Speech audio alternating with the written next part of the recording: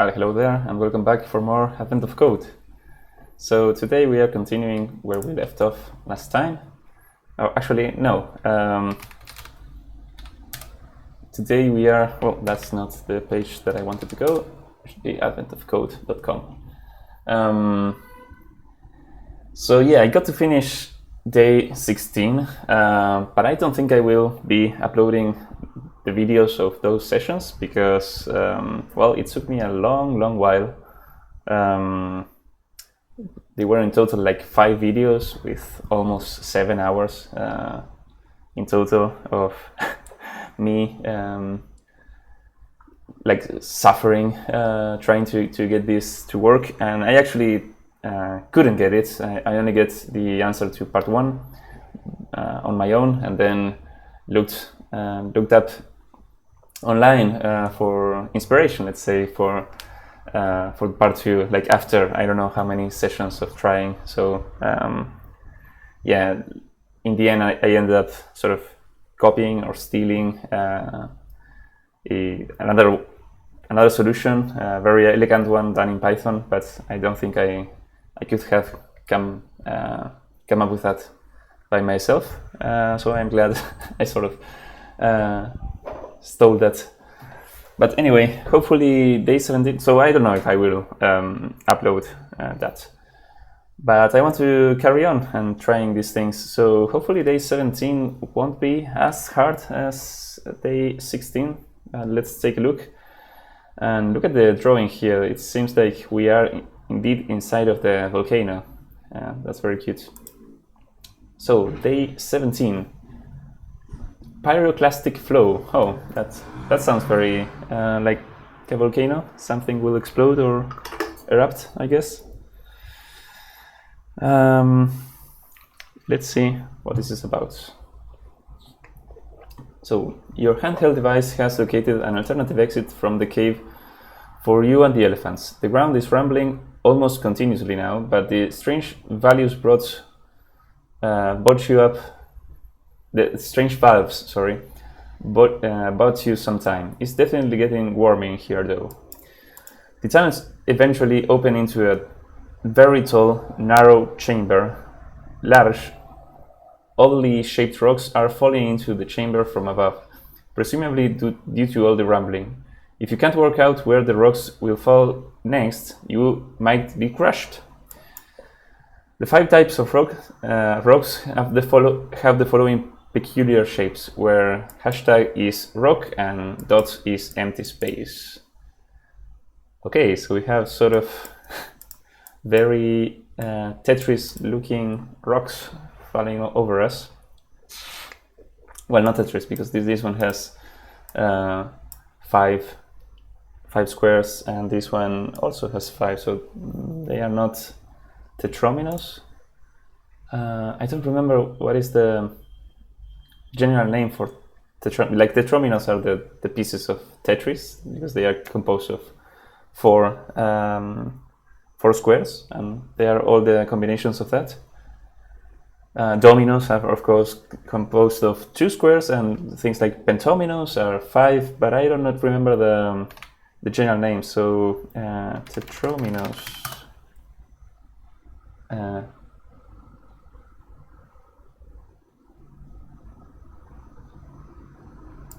What did I write? Tetrominos. Is tetrominos the word? No, let's take a look at this.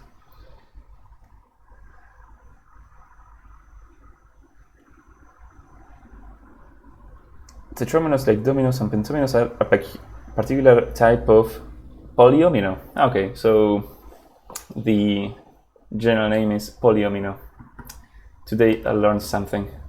So okay, we have a couple of tetrominos and pentominos falling over our heads. The rocks fall in the order shown above. First the dash or bar shape, then the plus shape, and so on. Once the end of the list is reached, the same order repeats. The bar shape falls first, 6th, 11th, 16th, etc. Okay, So it's a very deterministic rockfall. The rocks don't spin, but that's nice. So we're not implementing full Tetris, it seems. But they do get pushed around by jets of hot gas coming out of the walls themselves. A quick scan reveals the effect the jets of hot gas will have on the rocks as they fall, your puzzle input. For example, suppose this was the jet pattern in your cave. So we have this fish looking less than or greater than signs. In jet patterns, less than means a push to the left, while greater than means a push to the right. The pattern above means that the jets will push a falling rock right, then left, and left, and so on. If the end of the list is reached, it repeats. Okay, so we have like two, and this is the input. Two different lists, a list of rocks and a list of hot air jets that will push the rocks, and both of those lists are kind of infinite and they repeat. The total vertical chamber is exactly 7 units wide. Okay. Each rock appears so that its left edge is 2 units away from the left wall, and its bottom edge is 3 units above the highest rock in the room, or the floor if there isn't one. Okay. After a rock appears, it alternates between being pushed by a jet of hot gas, 1 unit, in the direction indicated by the next symbol in the jet pattern, and then falling 1 unit down.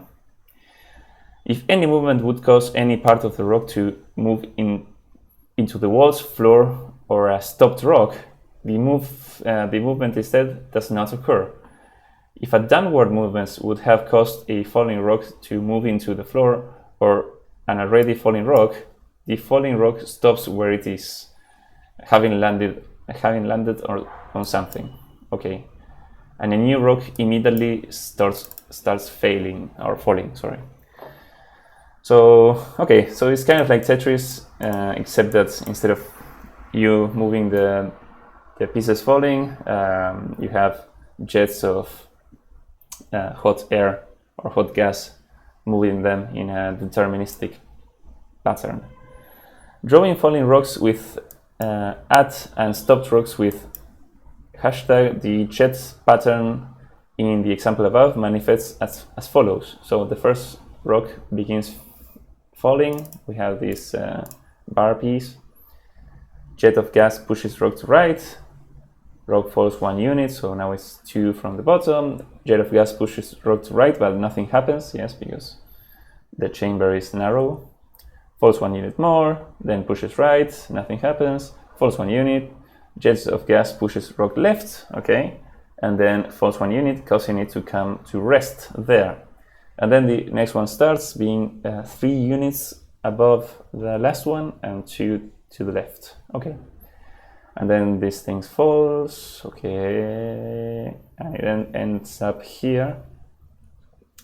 Then you have this inverted L falling, it ends up here, and this, okay. So you start to sort of accumulate these rocks in this chamber. That's very good. To prove to the elephants your simulation is accurate, they want to know how tall the tower will get after 2022 rocks have stopped. Okay, that's a very obvious note to the year of that advent of code, even if now it is 2023. And I'm already on February trying to solve this. Okay, but that's okay. There's also the previous advent of codes that I haven't done, and maybe I do have I would like to try them out. Okay, so after 2022 rocks have stopped, but before the 2023 rock begins falling, well, it has begun falling for me. In this example, the tower of rocks will be 3068 units tall. Okay, how many units tall will be the Tower of Rocks? Will the Tower of Rocks be after 2022 rocks have stopped falling? And my puzzle input is a giant stream of less than and greater than symbols. Okay, so this seems pretty straightforward, at least part 1. I don't know what part 2 will be about, maybe rotations or maybe like, I don't know. But compared to the previous day, 16, this seems much more straightforward. Like in part 2, this would have to make me do like 4D rotations or some, I don't know, absurd amount of iterations or something to be comparable to day 16, I think. So let's give this a try. Let's jump to Advent of Code 2022 and open the code editor. And as usual, we are going to create a new daily solution for this. The name of this is a pyroclastic flow. Okay, pyroclastic flow. So we're gonna have this as usual. Then we're gonna create a new file. I call pyroclasticflow.rs. And here we're gonna have the usual public function run that takes an input of type string slice and returns a string, and we're gonna have to do it. Okay, and we reload the file just to have the tab sizing being correct. So let's copy the sample input into a new file. This would be day 17 txt. And let's have this and save without a new line at the end so that we don't have to care about extraneous characters. So okay, we'll have these inputs. Parsing that will be pretty easy. The interesting bits, I think, is maybe how to represent the different types of rocks. Also because since they are not determinants, we cannot use like a static array size for them.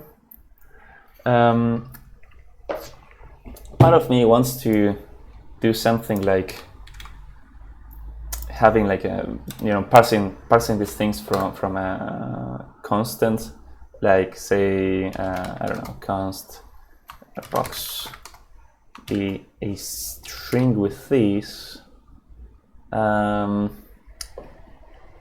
it is kind of, I don't think it is worth it. Maybe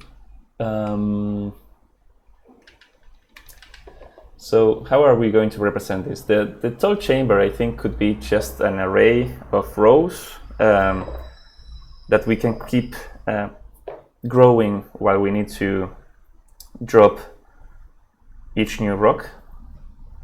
So it can be an infinitely arbitrarily large array.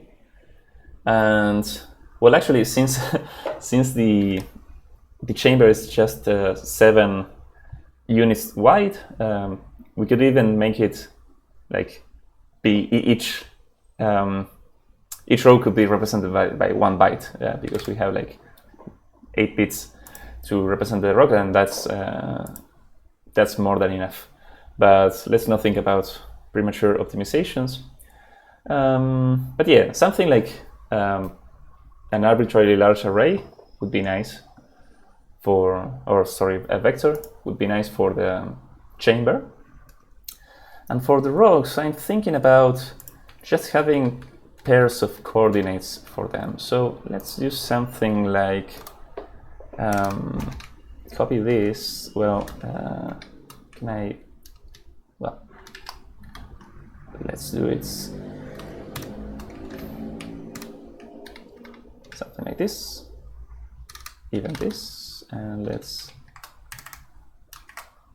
Okay, so these are the rocks that we care about.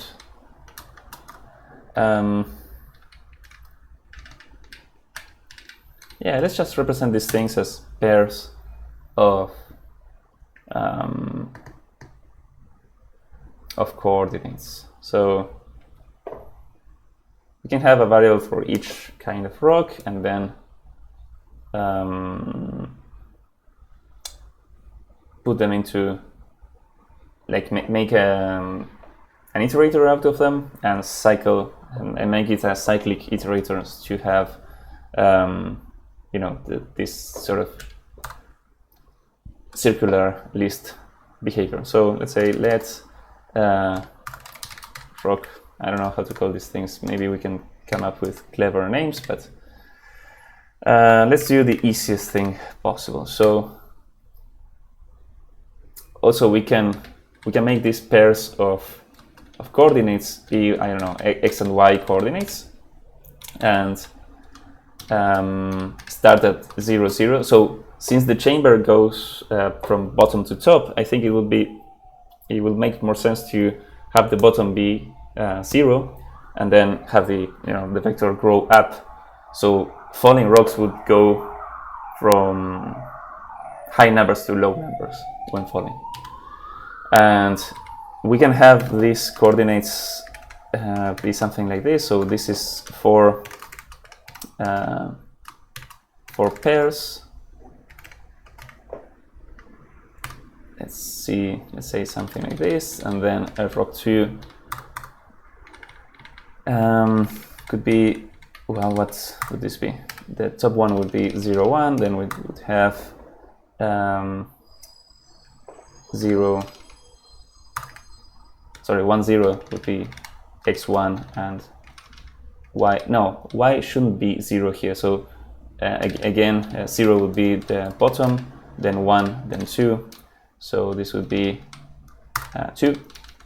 We could probably grab this and parse these things, but let's not be too clever and just do some manual work here. Then we're gonna have 1, 1, and 2, 1. This is the middle part, and lastly we would have x1, y0.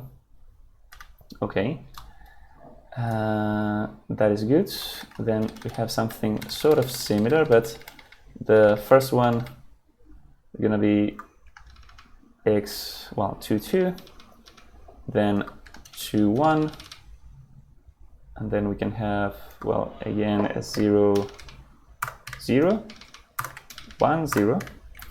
I don't think the order matters here, as long as we represent all the rocks.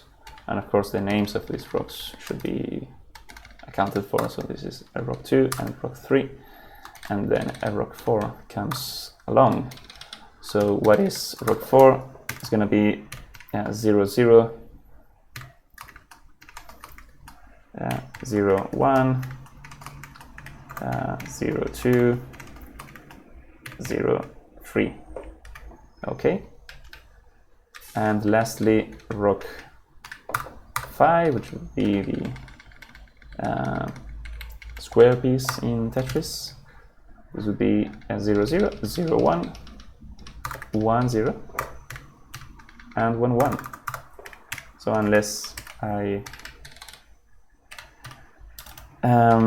hopefully I didn't make any mistakes here, but we can debug this probably printing things to the screen. Like, it would be nice to do an animation or something of the rocks falling. Okay, and let's say let's rock stream be these things. So rock 1, rock 2, rock 3, rock 4, and rock 5. I wonder if we could put these things into an array directly. Probably not, because these are all differently sized arrays. Maybe we could make them vectors, but we shall see. We have those and make it into iterator. Cycle. So is cycle what I want here? Cycle repeats an iterator endlessly. That's very nice, and that's what I want. Instead of stopping at none, the iterator will instead start again from the beginning. Okay, that's what we want. So rock 2, yeah, okay, this wants the things to be the same sized. I probably don't want to have that, so maybe we can take reference to these things, references.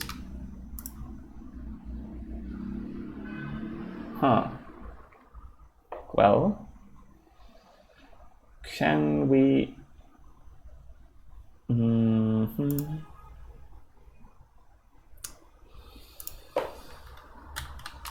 can we have something like a variable for this, call this thing rocks, and say that these are a static array of what?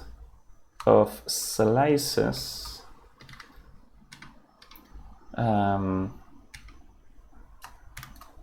of, I don't know, I32 and I32. We can probably define a type for that. So what about the size here?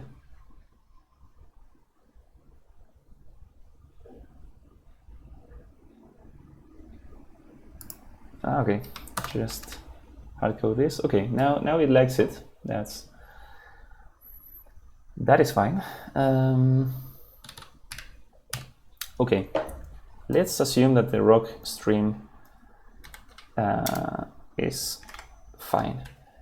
We also need to read the inputs and have these. So, well, that should be easy. We can call it jet stream, or let's see how this is called. Jet of hot gas, okay.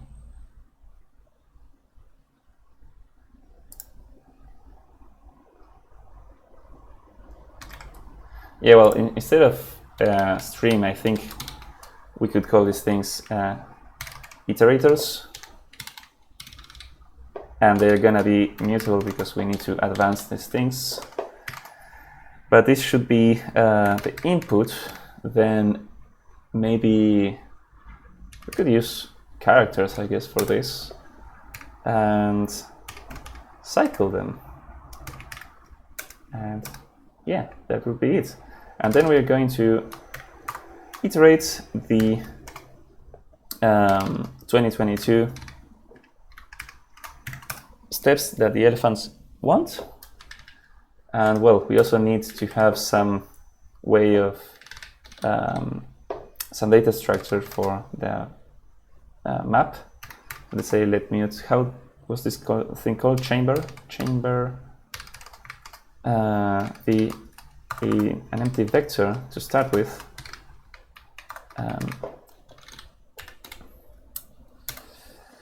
Fine. And what are we going to do? So on each turn, we need to make a new rock appear and loop until the falling simulation until it falls to the ground or an existing rock. So let's say that rock be rock iterator and next, and well, we expect there to be a next because rocks should be infinite. And then what are we going to do? Well, I guess we can just start looping around. Oh, first I think we would need to move this rock to the position. Like, okay, let's have this rock be mutable. And yeah, we are going to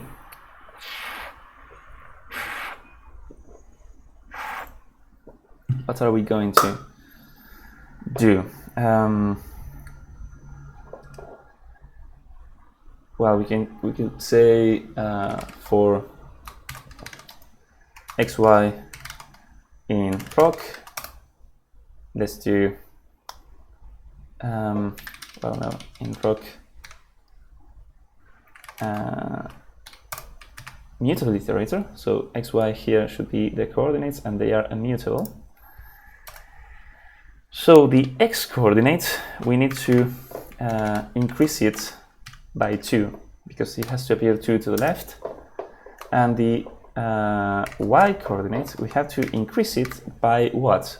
By the height of the chamber, I think. Right? So chamber length, if we only increase the chamber size when we drop the rocks, it means that the height of the chamber will effectively be the height of the rock tower that we have. And we need to make these rocks appear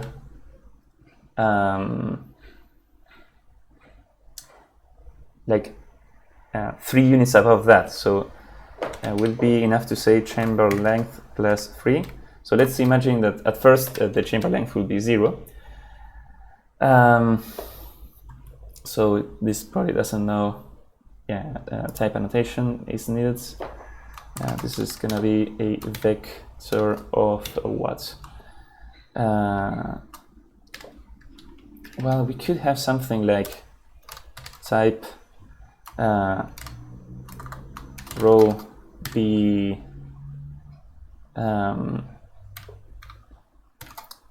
just 7 bytes. What about that? And the chamber just a vector of rows. So,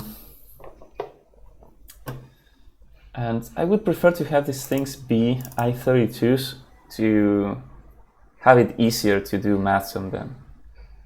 I think. I'm not too sure, but let's do some type conversions here. Okay, so let's imagine it starts at 0, and then we would be moving this, imagine that this is the one to start, we would be moving it to coordinate 3, which I think is, it's fine, I think. And if the chamber is already, I don't know, 1 in size, it means that it has to appear coordinate 2.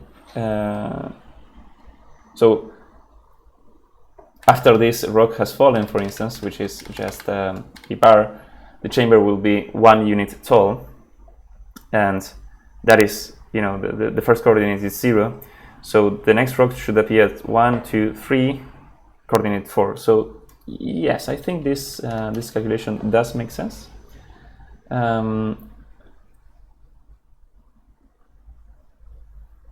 Cannot borrow rock as immutable as it's behind a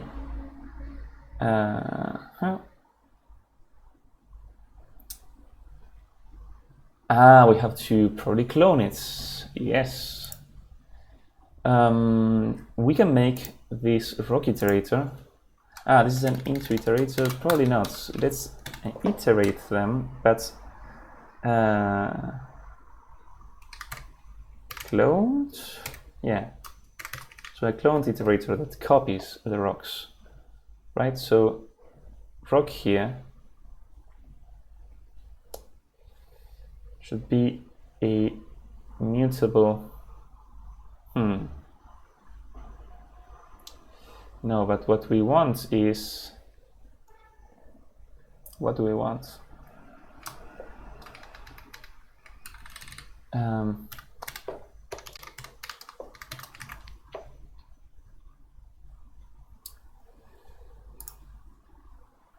If we take it as mute reference, would this be all right now? I always get a bit confused by this. Now this is not what we want. Do we need to? Yeah, we probably need to allocate a new vector for this. So let's say to vec here. So yes. Yes. We can deal with this. We allocate a new rock, and then we can move it around. So that is fine. Then we're going to loop and until this rock has fallen. So on the loop, first we need to like ingest one jet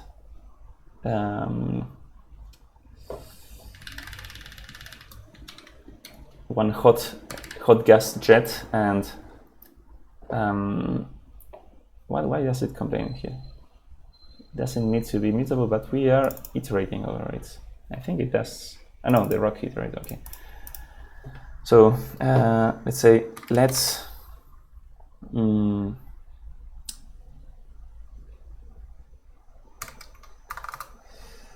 jet direction, and we are going to have,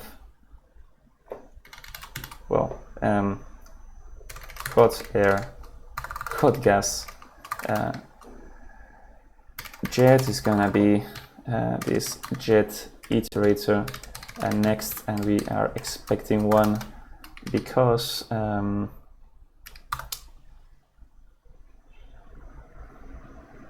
hot air jets should be infinite.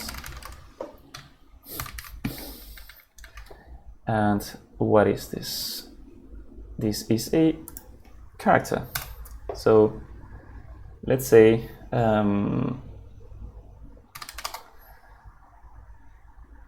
let's jet direction be, we're gonna match this. Actually, let's call it jet character. Jet character. So if it is less than, then the direction that we are going to push, it's going to be left. So probably I would like to have like a function to move the rock either left or right or down and have that thing be generic. So I will have, in fact, we could maybe even do it with that. But let's see. Let's say this should move it left, so it would be this direction. If it is to the right, then it would be 1, 0. And if it is anything else, well, we're gonna panic.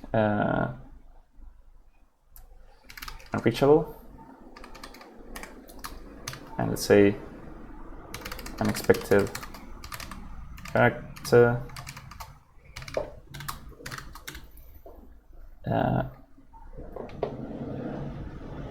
Well, jet character. Okay. So then we have this jet direction. What do we need to do next? Well, we need to move the rock in that direction. Yes. And then we're going to move it down, I guess. So let's say move rock. And we're going to pass the rock as a mutable reference and the direction. So jet direction. And let's generate this function. Move rock. Okay. Look at that. So here I want to receive a mutable reference, and this, I think, we can probably type alias these things. So let's actually add a type alias for this and call it point.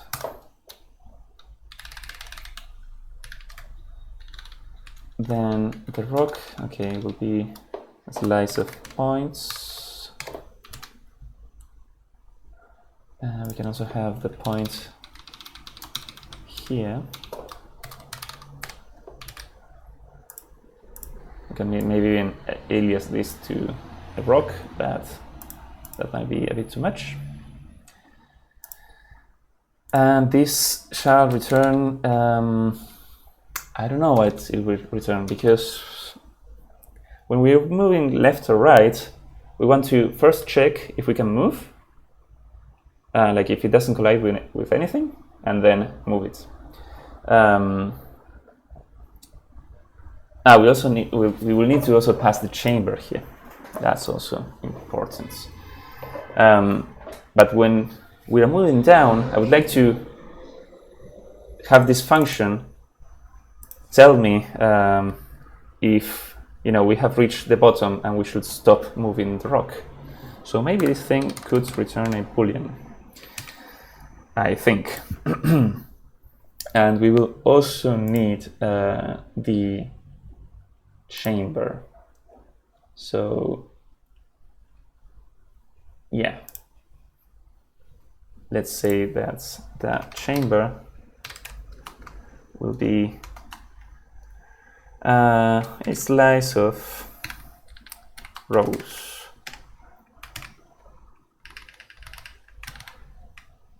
So move this rock in this direction, and well, let's have the chamber be the last parameter. I don't know why, but I just feel this way should be better. So pass the chamber. Very good. So what should we do now? Well, my intuition for this would be to try to move it and detect collisions.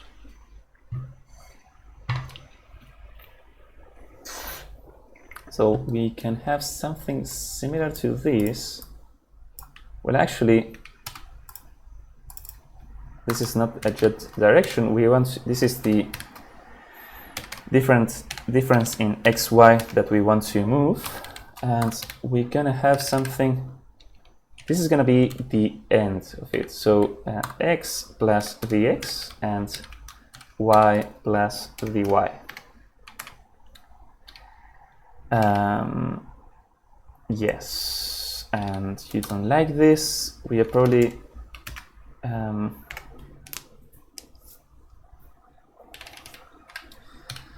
I don't know if true or false does make sense. So this is actually doing the movement, but we have to first check if we want to do the movement.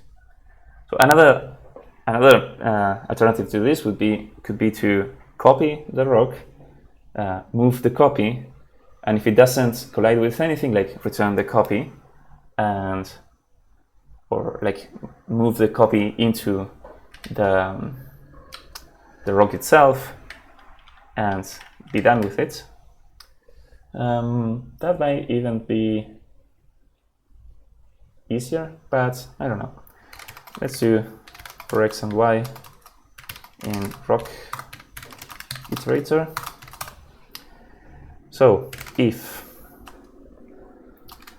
x plus vx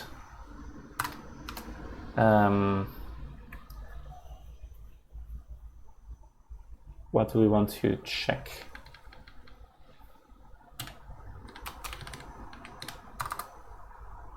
Well, I guess we could have these x and y are local variables here. So let's, I don't know, new x, or I don't know how to call it, x2. Yeah, x2. Be this, and let y2 be y plus dy. So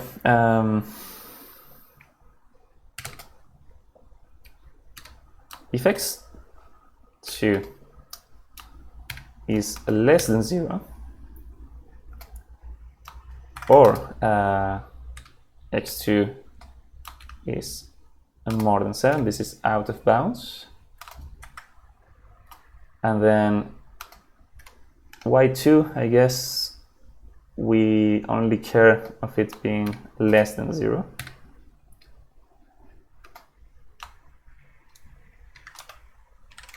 in this case, we are going to early return and say, okay, we couldn't move the rock. So I guess we could say false. Or maybe we could invert this and say, okay, we have collided to something.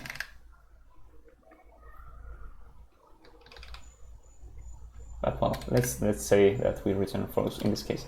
And we also need to check if in the chamber, like if this new coordinate x2 and y2 collides with any existing rocks in the chamber.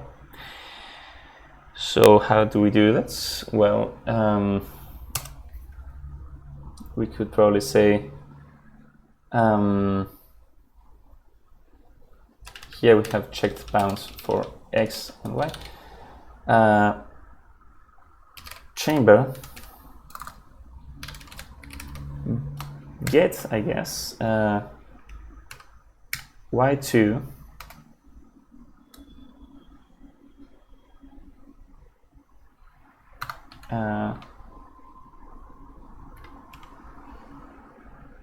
I guess we could say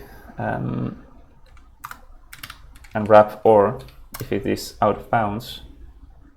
So let's say that 0 is empty in this chamber.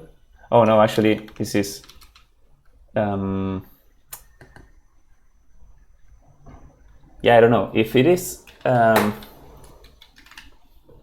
if y2 is over the chamber height, like we know that it is fine.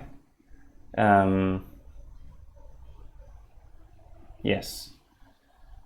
So I guess we could do if y2 is less than chamber length, then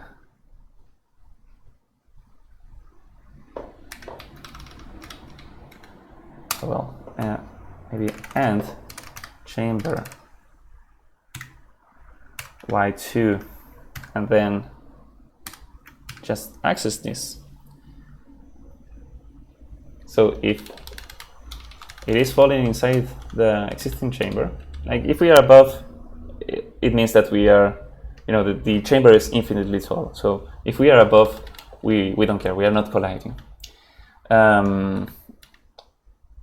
If we are like inside the current chamber and this is different than 0, then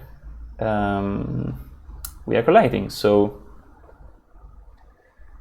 just return false here too, I think. What are the problems here? I guess, yeah, usize.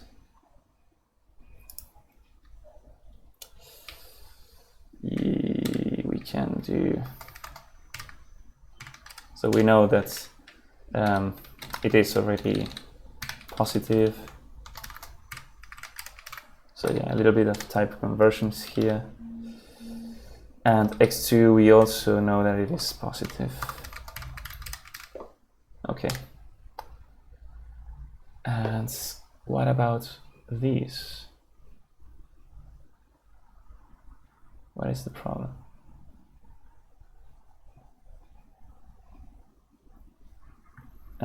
I have some stupid error that I'm not seeing here. Syntax error.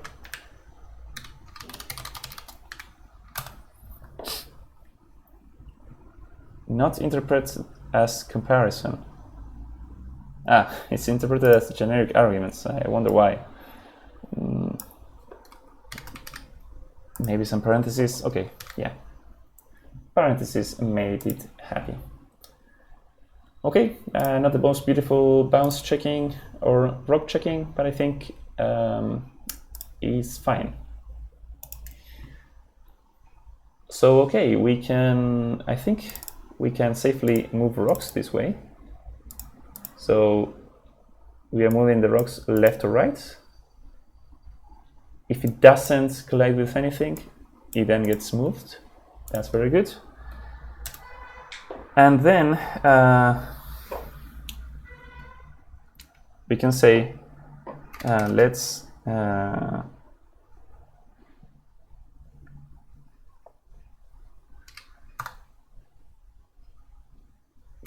collided b move rock, same idea. We're going to pass a mutual reference to the rock. We're going to say down, I guess. I'm going to pass the chamber, and we can probably have constants for this. Let's down be the direction 0, 1. And we can actually have these also extracted to variables. It should be, well, left.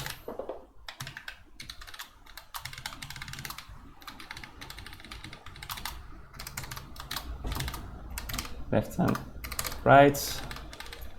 And look at that. Yeah.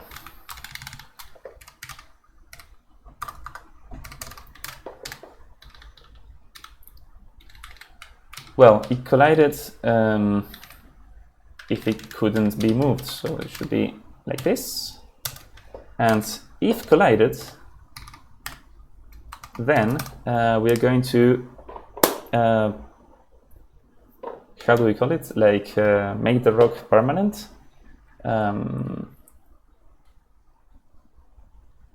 Stop, yeah, stop rock, something like that. So we can say, we could have a function for that, but let's inline it.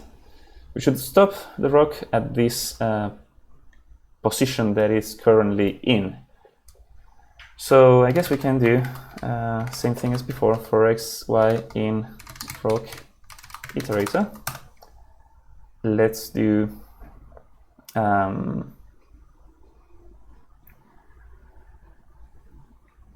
well, we have to expand the chamber. So if y is greater or equal than the chamber length, oops, we can do chamber. Is there any like expand or fill? It's not fill what I want.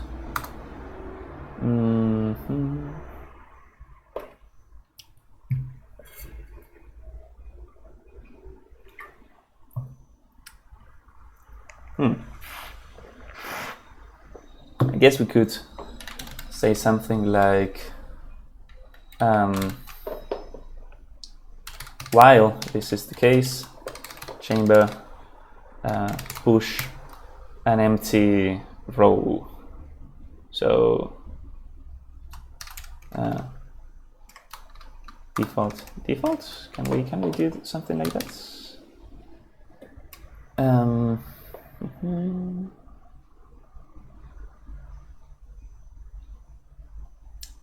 What's the problem here? Probably a comparison of bad types. Y is a reference, so we can dereference here. Why didn't I need to dereference things here? That's interesting. So dy is this, and this is a, yeah, the dereferencing here happened. Happens automatically, it seems, but okay, let's do this. And we are expanding the chamber there, and then let's just say chamber y and x be rock, which will be 1. There is something else that I think, yeah, the direction of down shouldn't be a plus positive one. I think it should be -1.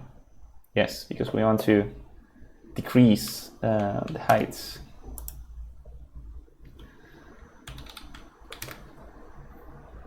Yes, and here I guess we can say as EU size and as EU size. And why don't don't you like this? Because they are references, of course. Sure, let's dereference these things. Verified. Okay. Then this should put the rock in there. And I think the last thing we need to do is just print format the height of the chamber. So this would be chamber length. I wonder if this is enough for part 1. So let's just run and see what happens. While it's taking its sweet time, probably I got into an infinite loop. So that's not good. Yeah. This shouldn't be taking so long, I think. So we definitely have a bug. Let's, instead of doing so many iterations, let's do only one. Actually, does one end? No.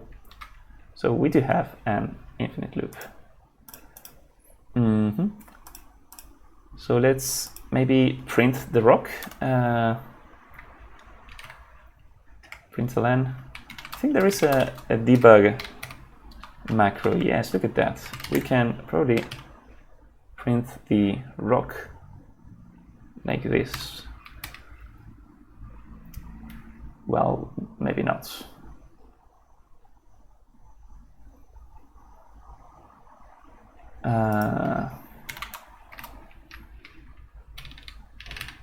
Yeah, okay, let's run this. Well, maybe it's printing too much. Let's do actually println of this rock in debug mode.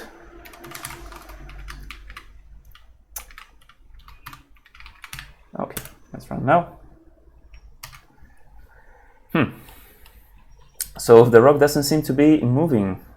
It is in the correct position, like to the left, but it seems to be. Let's do instead of a loop like this, let's do a couple of iterations. So I don't know, 10. If I can do a syntactically valid program. So it starts at 2. Wait, what is happening here? It is starting in the correct position. So 2 to the left, then it's moving 1 to the right. Very good. Oh, I guess here this shouldn't be to be out of bounds. Should be like 7 is already out of bounds. So this should be illegal. Position 7 here. Okay, and let's run again. I don't think that was the problem though, but then so it moves to the right. It then moves down. It then moves to the right again, but it can't. Then it moves. No, sorry. Here it has moved down again, and then it moves, I guess, to the left. And this is, I think, where it should rest, but it doesn't. So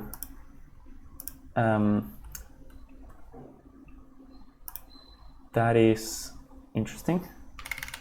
Let's say moving rock, and let's print the direction here, the jet direction.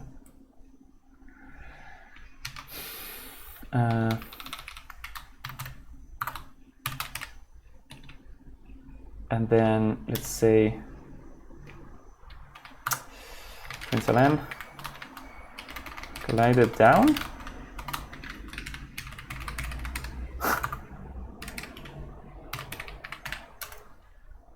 Print debugging as usual.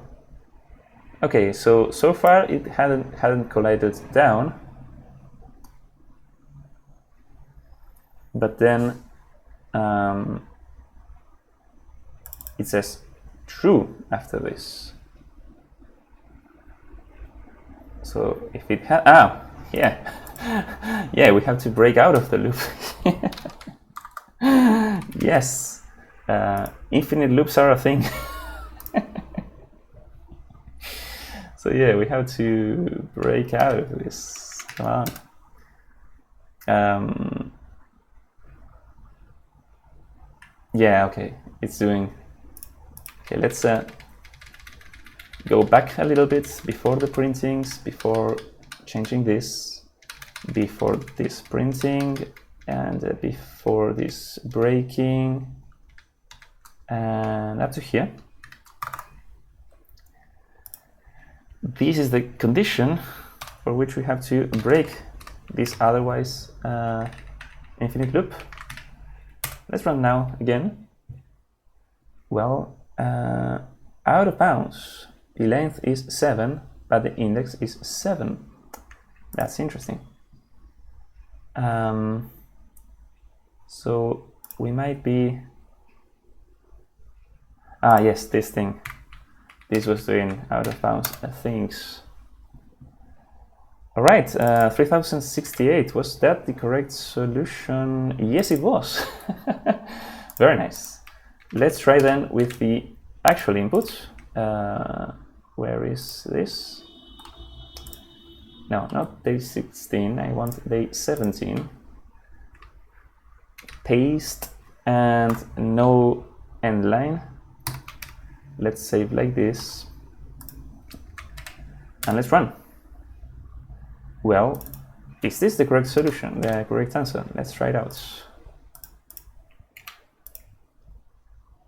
Yes, it was. Very nice. Okay, so it was, I see, we are gonna have big numbers to deal with in part 2, but part 1 was quite a breather at least after the last, after day 16 puzzle. But let's see part 2. The elephants are not impressed by your simulation. They demand to know how tall the tower will be after these amounts of rocks have fallen. So this is 1 million, 1 billion, or also known in Old English this would be 1 billion, and in New American English this would be 1 trillion. Rocks have stopped. Only then will they feel confident enough to proceed through the cave. In the example above, the tower would be these units tall. This is very interesting. Very interesting. How do we determine this?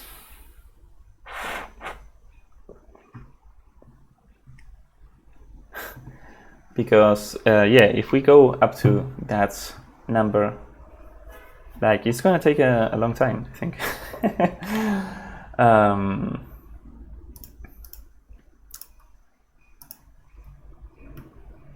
Yes, indeed.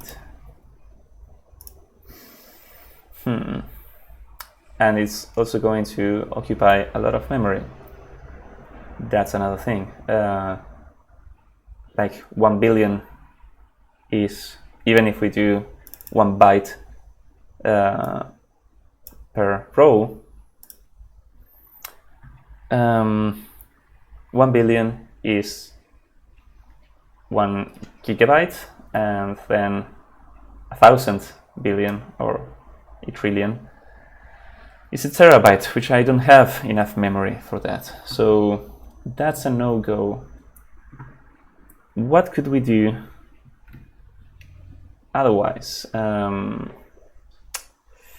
guess we could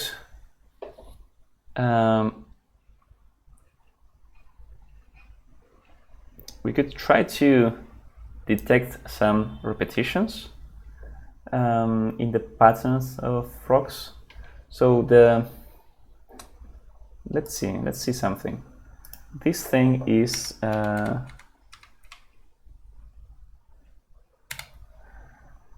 10,091 characters. 10,091, and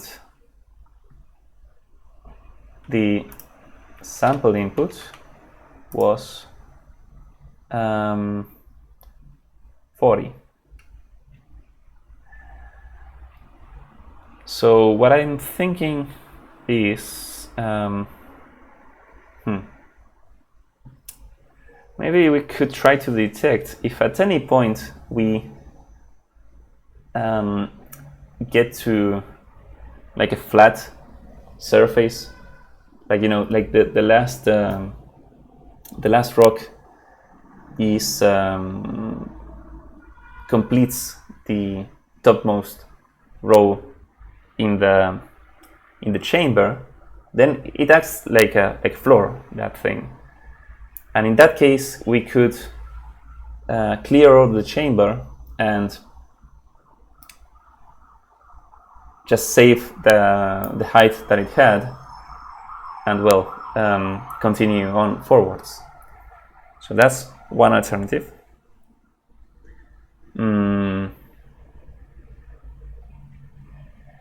Yes, but even still, that will save memory. If that condition happens, it will cap the amount of memory that this problem would have, but not the amount of computing power that it would need. So look at this, a pretty big number. So this doesn't go into an i32. We will need at least 64-bit numbers for this. So yeah, I guess one thing that we could try, well, when we run this in release mode, let's have an idea if it takes less than, oh, it panicked. What? Unexpected character. Yeah, yes, I have a new line there. But let's run with actual inputs. Well, no, it's not this. It's this. Okay, this. Yeah, it takes like less than 1 millisecond to run. I added some printing for performance, like how much runtime each day has, to not have to compile and then time it with the time function. So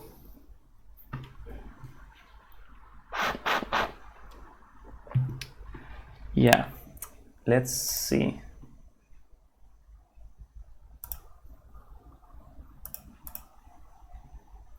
Here we are writing out the chamber, and we could do something like let's hide accumulator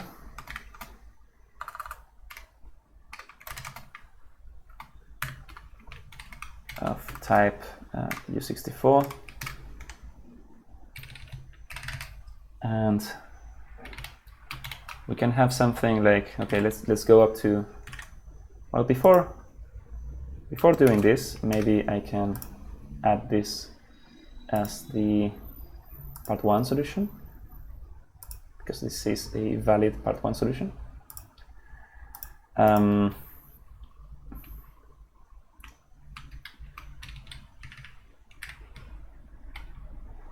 Yeah, accumulated heights,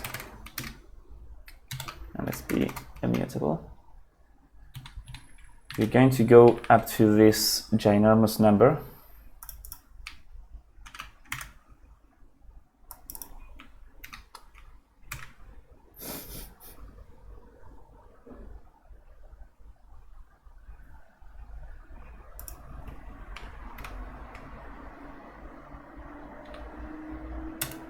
Wow, this is useful, but let's say as U64, or we can be a U64 literal. Yes.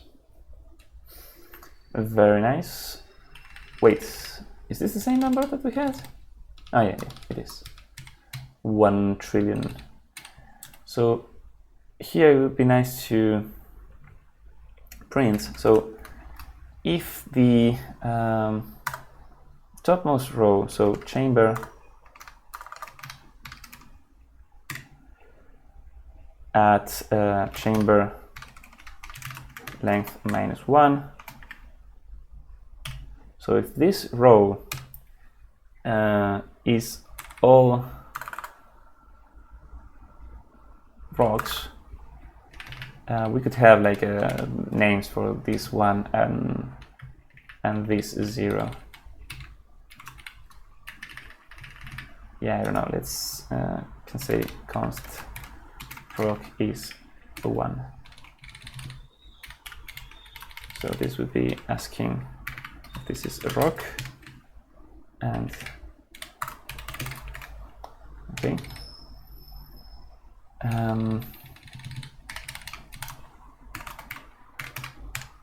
Sure.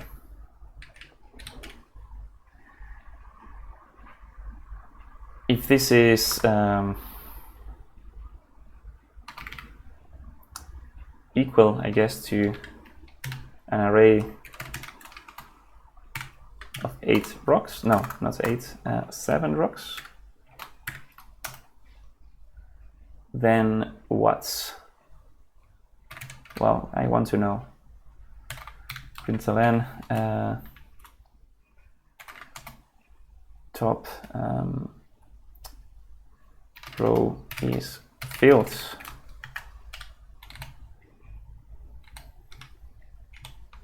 at height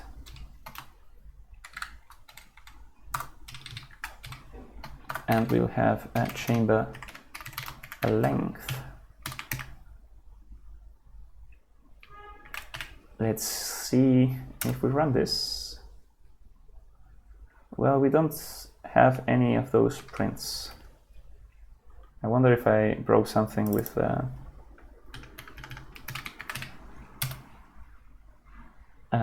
no, with the change of rocks and stuff like that, but no. So I don't think we have filled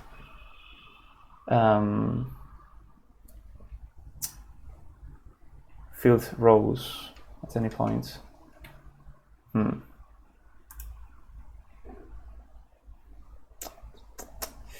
And what if it's not the... Also, I'm not really sure if this is the correct way of asking this. I guess we could be sure by doing iter all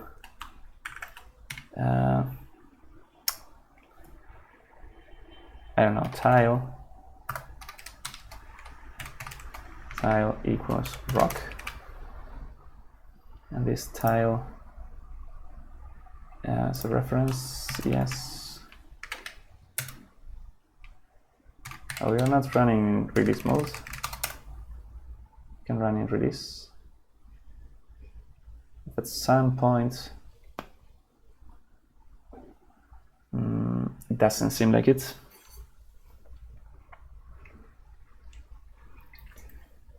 And we will be probably increasing the memory slowly but surely.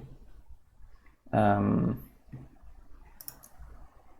maybe we can take a look at this. Processes, advent of code, memory, it's taking 1.6 gigabytes and it's going up. Okay, so it doesn't seem to be filling any of the rows at any point. Or maybe it is filling some of the rows that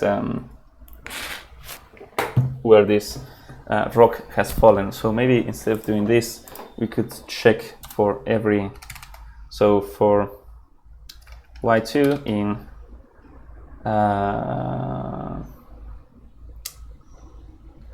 Well, actually,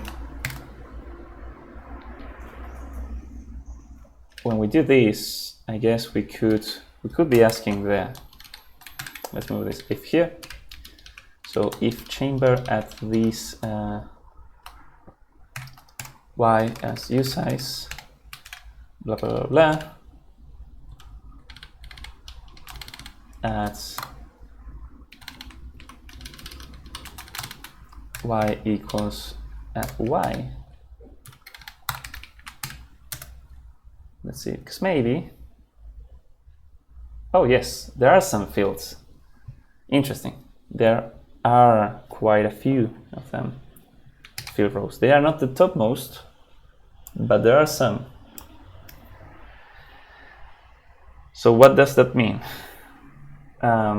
It means that we could do this clearance of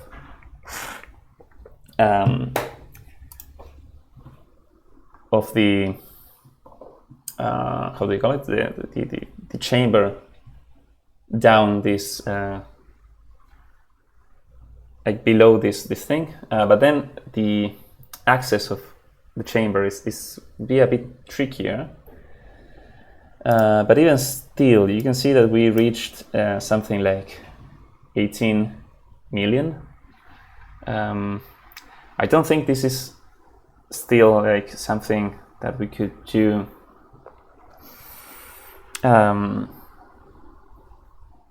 to get the correct answer,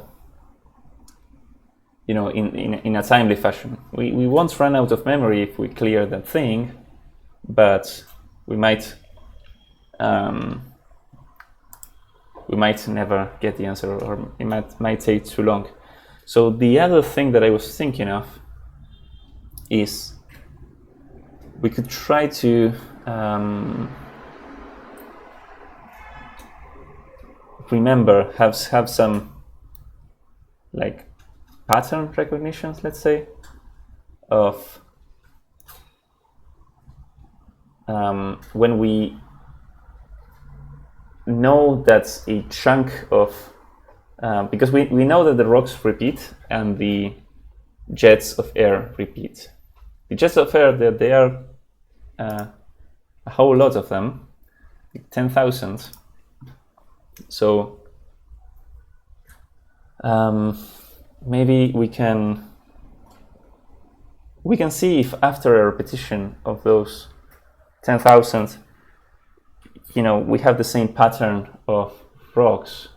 Actually, well, we have 5 rocks. Is this a multiple of 5? Well, no, it's not, apparently. The 10,091, which is a bummer. But, or 92, I'm not sure if it is 91 or 92. But in any case, here it won't be 0, it will be 1, I guess. Yes, column 1. So it is 10,091. Yeah. So we could try to see repetitions, you know, repetitions of patterns, and then once we know that, you know, after this 10,000 and something jets of air, like it always, if we know that it always repeats, then we can just multiply that by the amount of rocks that we need to follow, something like that. I'm not sure. Yeah, I'm not sure how to combine these two. It needs some you will need some cleverness, but I want to try out the brute forcing, which would be to we are doing this, so we are going to clear out the chamber, and this is something that we, like all the accesses to the chamber, we have to also take into account the accumulated height. Yeah, or maybe not. You know, once we once we clear this,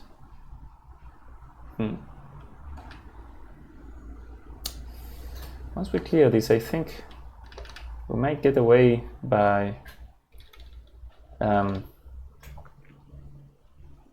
just continuing on, I think.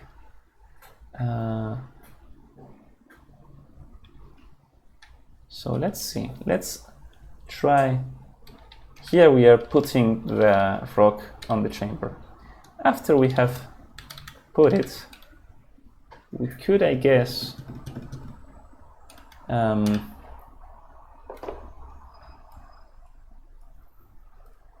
check from the top 4 down, because the maximum would be 4, and see if one of those lines is completed, and trim the chamber from that point down and accumulate the height that it had. Something like that, I think. Let's see. We can do for I in chamber length. So -1 would be the end, the last valid position. We can go from -4 to chamber length, or I guess a better way of doing this would be, well, no, actually I want the indices, I think. The chamber length.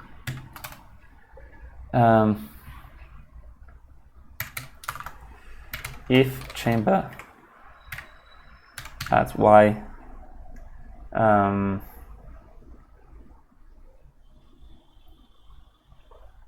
well, actually, how should we do this? Let's keep it simple. Just go from 0 to 4.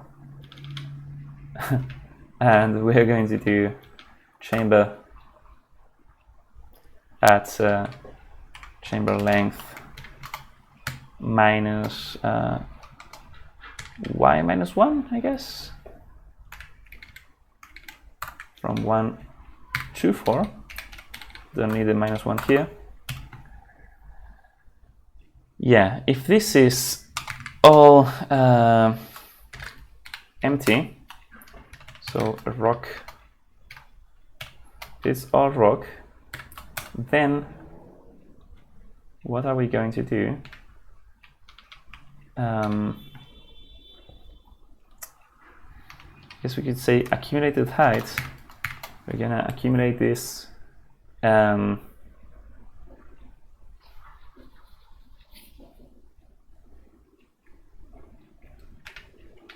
we also want to println row at y equals this is filled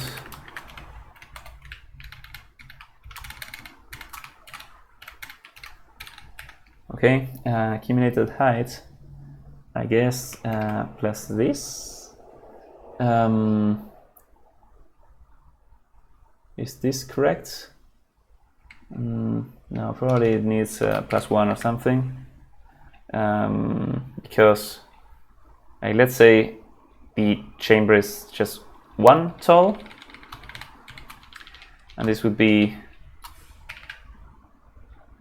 starts at y equals 1.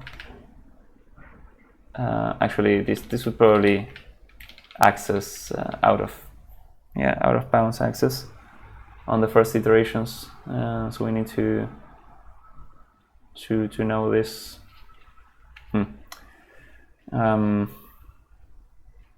Wait, what am I trying to do? I'm not sure now.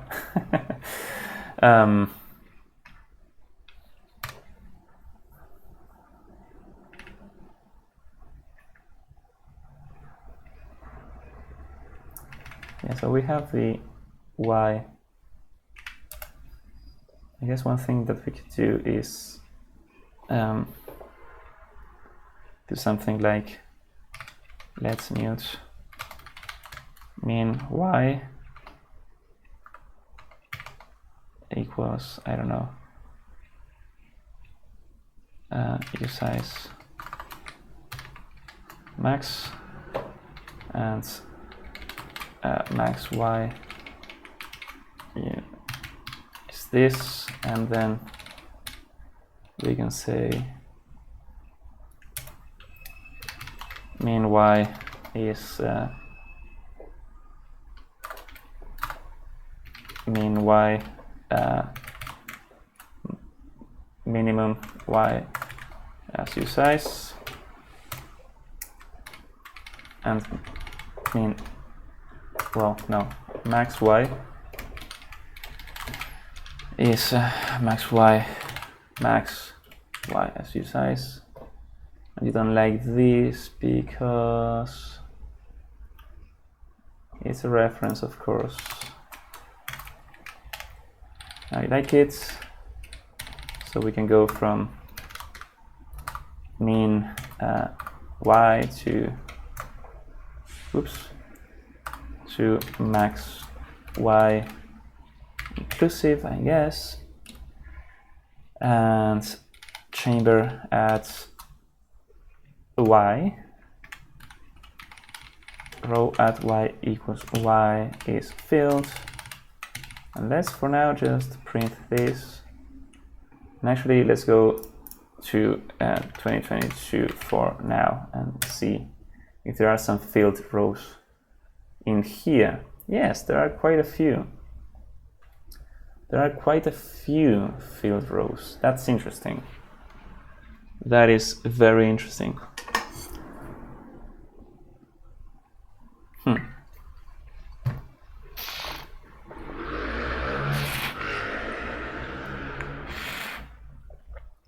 Okay.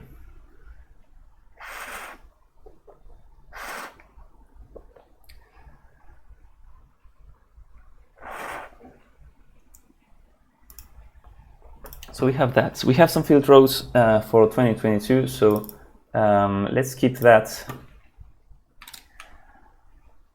to know that we still have the correct answer. So now we want to clear out the chamber from that point up to that point. So yeah, accumulated height, then we are going to add y, and is it y or y plus 1? Probably y plus 1, I think. Because if it was at y0, then we are going to trim up to that, including that. So yes, I think so. And chamber, we are going to shrink.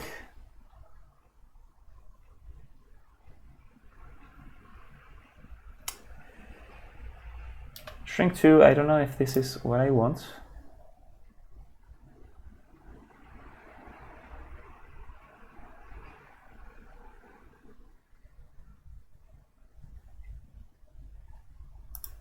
Yeah. Is there a splice, for instance? Splice.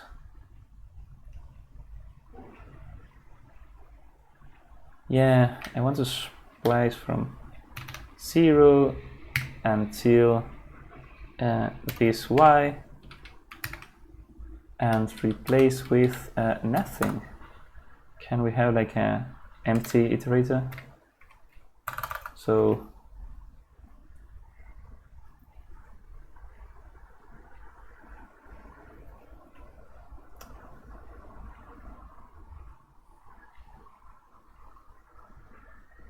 yeah, no, just emptiness.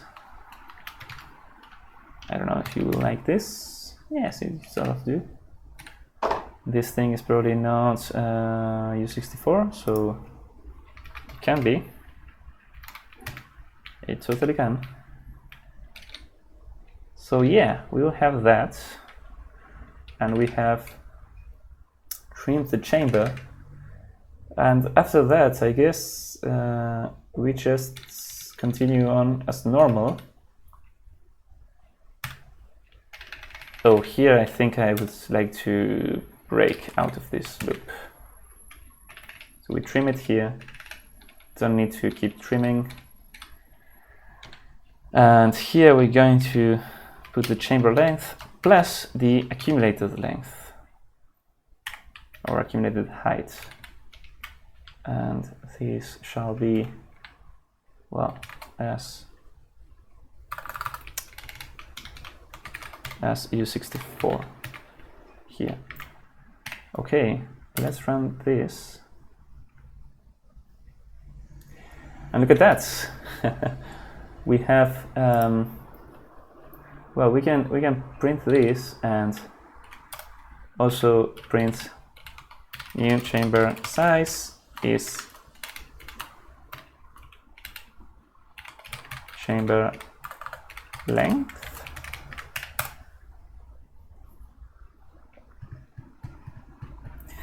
Look at that, we are leaving some small chambers. This one is weird. 5. That one is really weird. Ooh, how could it be 5? Like there's no piece that is 5 units. Oh, because it could have fallen like through some gaps. Yeah. Very interesting.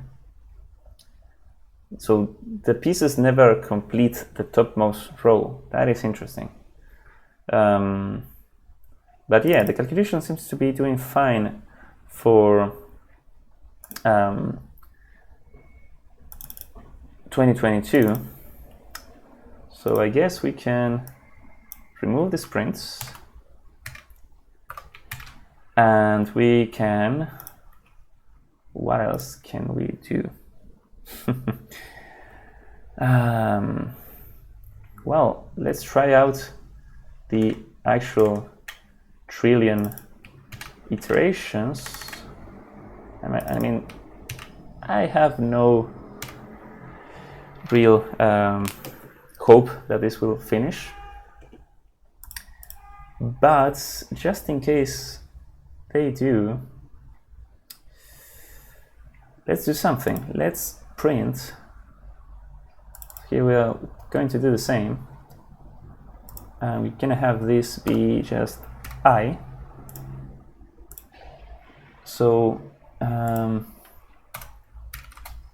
if I is divisible by 10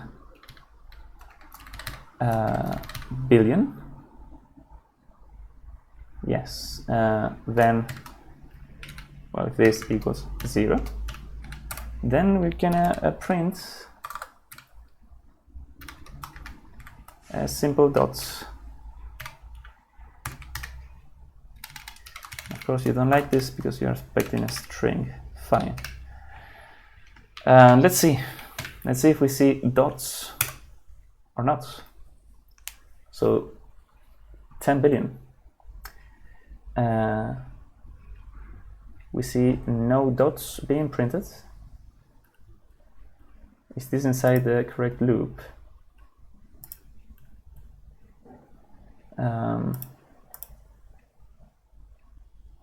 Well, maybe 10 billion was too optimistic. Yeah, no, okay, let's kill it. Let's print one every 100 million, just to see. Am I still being too optimistic? Yeah. So we have to simulate this amount of rocks falling, right? Yes. That's a lot because each rock also has these loops. And this doesn't seem to be the case. Doesn't it start at 0? So I think it should at least print 1 dot.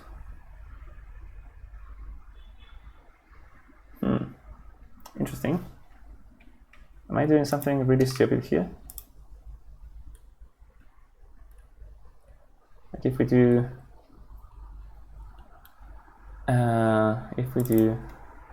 2022.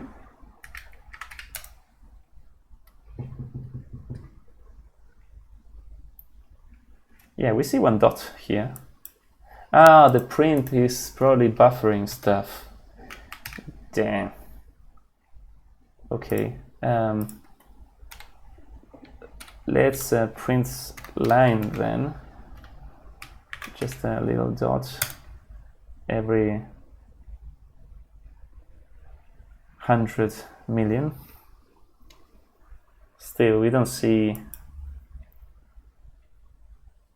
even 100 million takes too much time.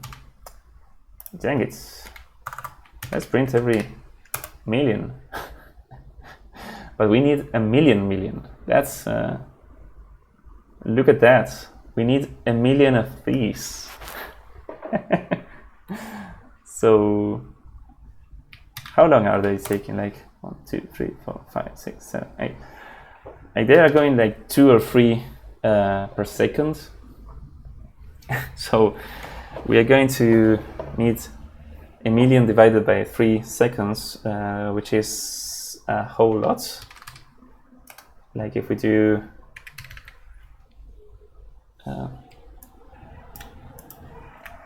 1 million divided by 3 is this number. This is the amount of seconds we need. So this is the amount of minutes we need. This is the amount of hours we need. I don't want to wait that many hours for this to complete. So of course this is not really, this is not a way to go. So I guess I could stash these changes. So yeah, stash that. How do we call this? Trim chamber attempt. But you know, it's not really working. So let's commit a solution for part 1, which is working fine, and try out part 2. I will try to keep thinking about this problem and see if I can think of something and not look into other solutions in the internet. But yeah, okay, this is working fine now. I guess this first movement that we are doing, we can probably do this with move rock and just pass a usable reference to this rock.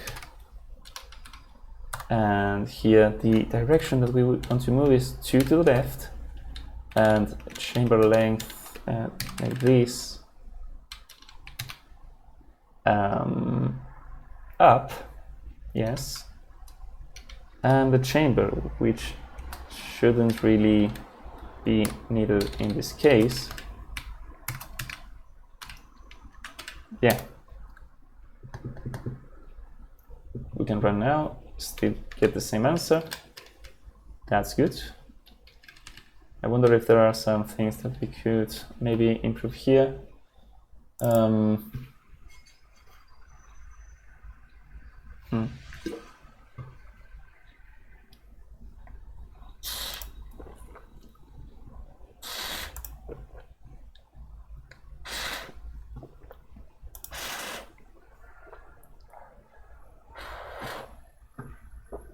I think that this rock iterator thingy, we could probably extract some things. Have this could probably be a static thing. But the problem of putting things into the static context is that you need to make all the types very, very explicit, and it's a bit of, I don't know, I don't like it that much. You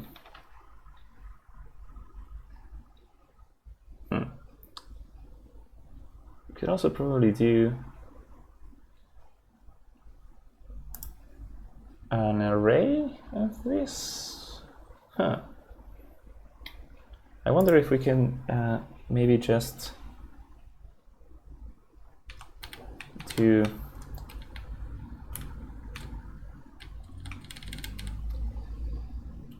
like inline these things in here, or use a vector.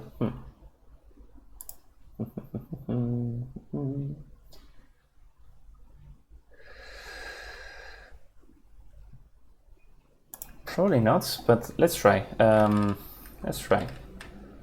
Because I would like to maybe have a simpler definition for this rocks thing instead of so like the names rock 1, rock 2, and blah blah. I don't really like this. So if we do something like, hey, these are vectors, and then we can have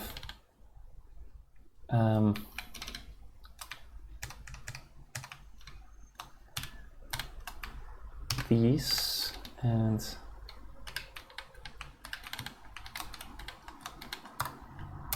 here have something like these.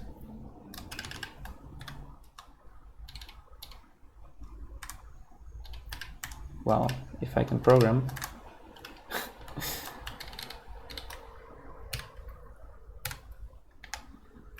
Could have something like this maybe, and this have it be a, well, infer the type here probably. Yeah. That is all right. And then we can have the comments moved to here, like the shapes of these rocks. So yeah.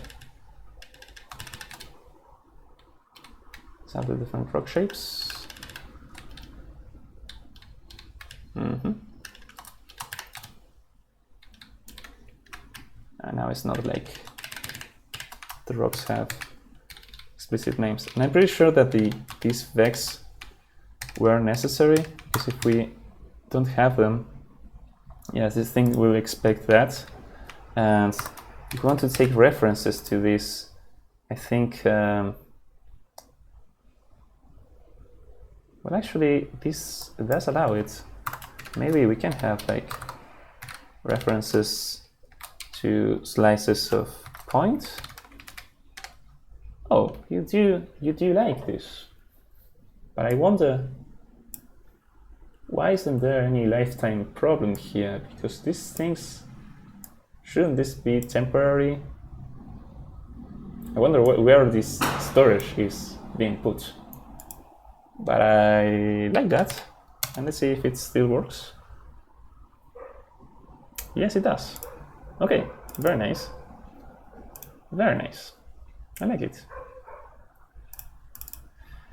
Okay, so I like this. I like this rock iterator that cycles through things.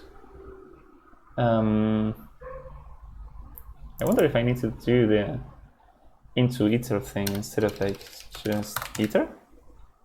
Is it the same? It's probably the same. Does it still compile and run? It does. Okay. So no need for fanciness. Chamber is this, which is fine. Left, right, down, constants, and they are very good. We have the rock. And yes, it needs to, we need to make a copy of this. That does make sense. we positioned it into the first position. Then we have these. I guess this is fine.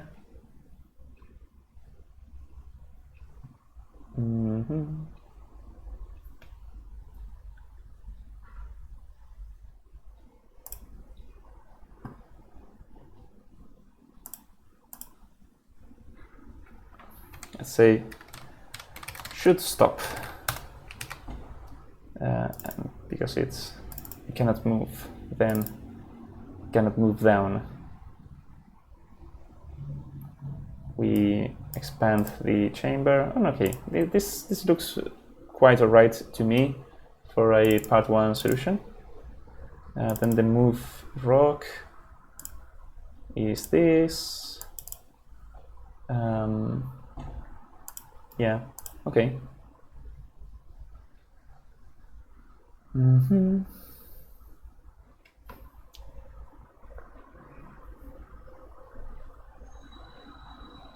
The out of bounds check and the check. There is a. We can probably put like a constant for this. Const rock b1 of type u8. We had already done this, but it stayed in the changes. So if this is rock, so asking this is a bit better.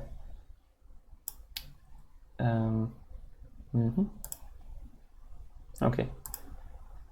Yeah. Very good. Okay, still works, and this is alright of a solution. Look at that, those rock definitions into a nice static array. I quite like it. So yeah, I'm alright with this part 1 solution, and for part 2 I will need to think a bit more. But let's commit what we have. So this is day 17, part 1 solution. So yeah, for part 2 we need to do something more clever, because we cannot do a trillion iterations unless I leave my computer like chunking at this for a month or something. But I would rather find a more clever way of doing this. But alright, I will try to keep thinking about this problem. But for now, I want to, I should go and do some errands. So if you have been, thanks for watching and see you next time. Bye bye.